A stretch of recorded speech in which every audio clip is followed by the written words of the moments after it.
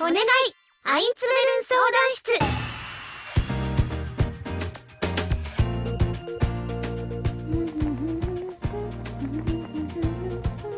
思い切って事務所を改造して正解だったわ。ぜっちゃん、シチューにブロッコリーを入れる派？入れない派？オース、入れる派です。ホタテもエビもありです。了解。海の幸投入。ところでぜっちゃんは何を猛勉強してるのかしら？英語です。マスターの大半は外来の方と聞きました。ですので英語ぐらいは話せておかないと話し合いがで。お、ぜっちゃん、もしかして？はい、お客様です。私がお出迎えしますから師匠は着替えてください。相談したいことがあるのですが。どうぞ、こちらです。やっと一人目の脱落。いえ、お客様が来たわね。始めよければ全てよし。しっかり悩みを聞いてすっきりさせてあげなくっちゃ。どう？ぜっちゃん、初めてのお客様はどんな？骨です。はい、骨が現れました。もう訳が分かりません。あらまあ。あれはアサシンね。オス、お金とか持っていなさそう。いえ、そもそも洋服すら持っていません。微体値所有しない裸族です。ダメよ、ぜっちゃん、人を見かけで判断しちゃう。どんなサーバントであれ大事なお客様だもの。さあ、ズバッと悩みを切り伏せまし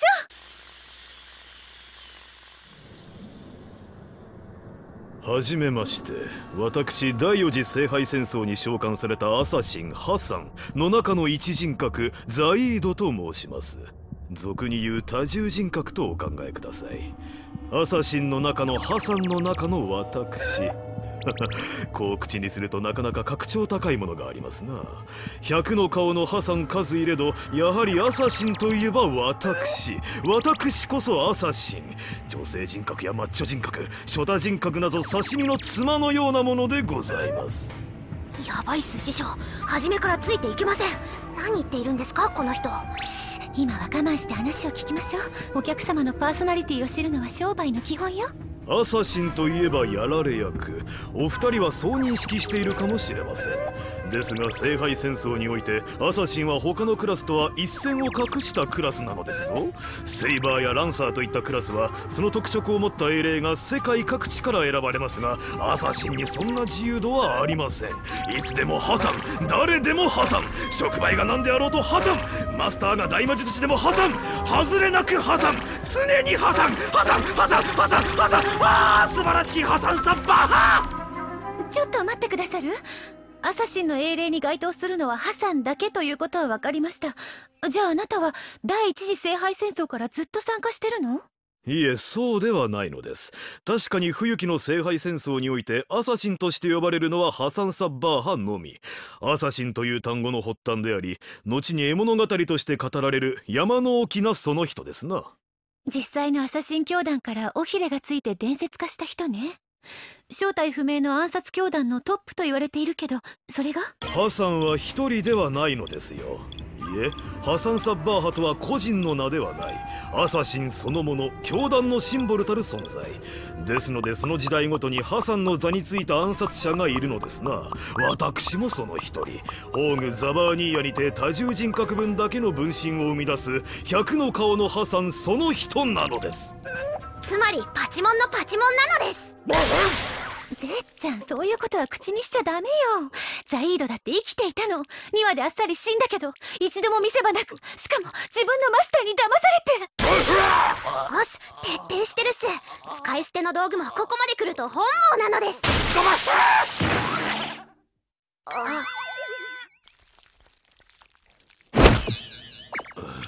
話を戻していいでしょうか。どうぞ。ザイードイン100の顔のハサンがどんな悩みを持っているのかしら。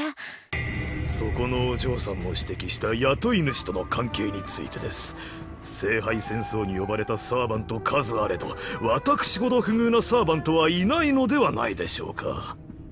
怪物揃いの第4次で宝具が地味、姿が地味、クラスが地味、加えてマスターはあの極悪人間キレイ殿。しかもその上司や父親に至っては私たちを便利な監視役としか見ておりません。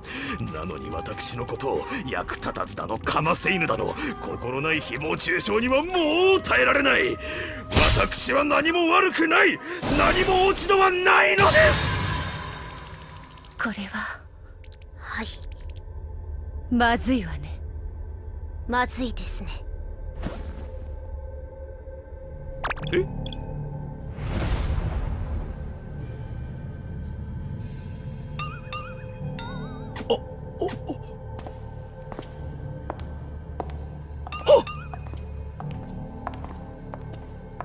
なるほど、確かにあなたの職場はブラックね。そこは認めましょう。はい、同情に値するのです。ゆとりには厳しい職場っす。でも本当にあなたに悪いところはなかったのかしら。いえ、そのようなことは決して。例えばかっこいい梶浦音楽がかかったからって得意げに一人で潜入しちゃったり。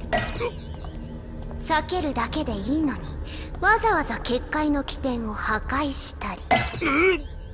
これ見よがしに変なポーズで魔術ワイヤーを避けたり。隠密行動中なのにたわいなしとか声を出しちゃったり。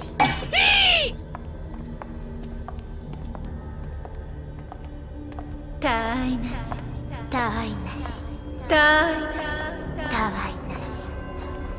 もう一度聞くわ、アサシン。あなたには本当に何の落ち度もなかったのかしら。あれが悪かったのか。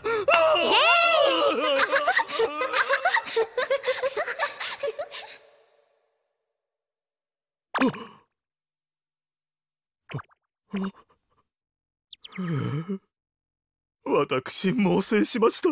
これからは心を入れ替え、アサシンを代表してお茶組としてお仕えさせていただきたく。あらあら。ザイードさんが代表していいんすか？無論でございます。私ほどアサシンらしいアサシンは他にいないかと。気持ちは嬉しいけどダメよ、ザイード。あなたの悩みは晴れたのでしょ。なら自分のいるべき場所に急がないと。あなたにはあなたにふさわしい戦場がある。もう一度サーバントとして本懐を遂げなさい。しかしブラック企業ですぞ。大丈夫、あなたならやっていけるわ、ザイード。さあ自分を信じて。あなたは立派なアサシンよ。アイリ殿、こんなに認められたのは初めてです。不祥このザイード、もう一度奮闘してみましょう。どんなに無理めな願いでも聖杯をこの手に。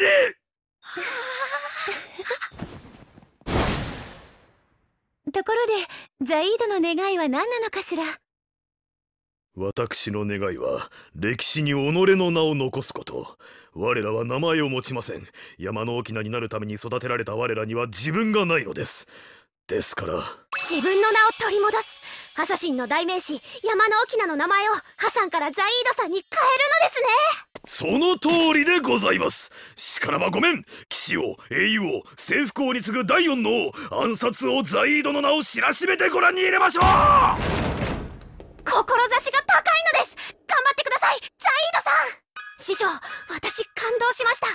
この相談室はザイードさんのような悩める青少年を救うためにあったのですね。それは違うわ、ゼッちゃん。ザイードはもう救えないわ。だって運命は変えられないもの。そうなのですか。でもさっきは。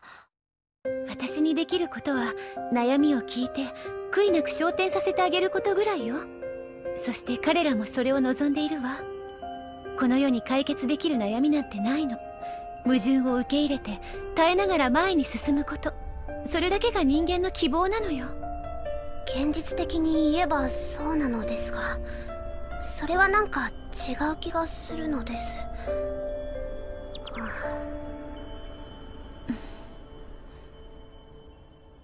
でも聖杯なら何でも救えるのです。ザイードさんも言っていたように過去を変えることまでできるんですから。そうね、私も言い過ぎたわ。聖杯の力ならザイードの運命も覆せる。そのための万能の願望機ですもの。ゼッちゃんは聖杯についてどこまで知っているのかしら？よし、師匠からいただいた教本の内容を復唱します。聖杯とは御三家の方々が作り上げた土地そのものを使った召喚システムです。聖杯はあるのではなく、この地に召喚される聖杯に該当する現象を再現し、個人の意見をもとに世界の在り方を改変するものだと記されています。難しいこと言っていますが、要は一個人が想像できる範囲、あるいは想像した設計図があるのなら、聖杯はその無尽蔵のエネルギーで願望を実現化させるということだと読み取りました。また聖杯といっても、冬季の聖杯は神の血を受けたとされるものではなく、さまざまな神話の基盤にあるとされる願いを叶える万能の釜が原型となっています。聖堂教会はこの聖杯を第726聖杯と認定。以後聖杯を手にする者がふさわしい人物であるかどうかを監督しているのです。以上です。冬季の聖杯はなぜ作られたのか、どうして7人のマスターとサーバントを必要とするのか、そのあたりの疑問はこの教本では語られていませんでした。おっす、完璧ね。ゼッちゃん、教師になったらどうかしら？そうでしょうか。私、物を教えるのってうまくいかないのですが。ゼッちゃんならきっと素敵な先生になれるわ。私が太鼓判を押してあげる。考えてみるのです。ところで師匠の願いは何ですか？それは本編のお楽しみにとっておきましょう。そういうゼッちゃんは？まだないのです。今は胸を張って願いを持てるだけの一人前になることに全力全霊なのです。おっす。もういちいち可愛いんだから。ゼッちゃんみたいないい子がこんなところに来ちゃったのは残念だけど、これも運命よね。記憶が戻るまで私がしっかり守ってあげるわ。おっす、弟子0号として精進するのです。ザイードさんにも来ていただけましたし、師匠の相談室はここからが本番です。一緒に頑張りましょう。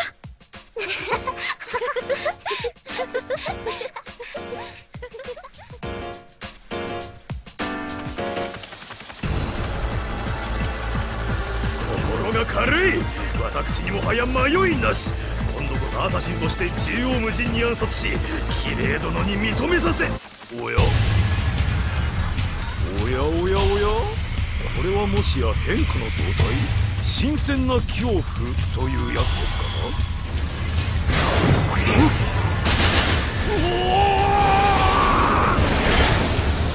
見える。他の人格がドッカンドッカン倒されるライダー無双が見えません。アサシンに人権なし。こんなひどい話に誰がした。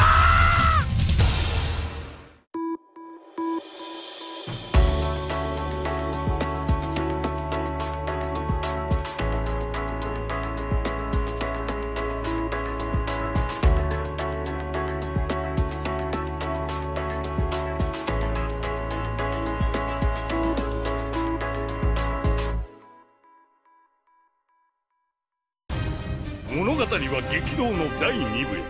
冬季の地に血と硝煙と錯謀の嵐が吹き荒れる。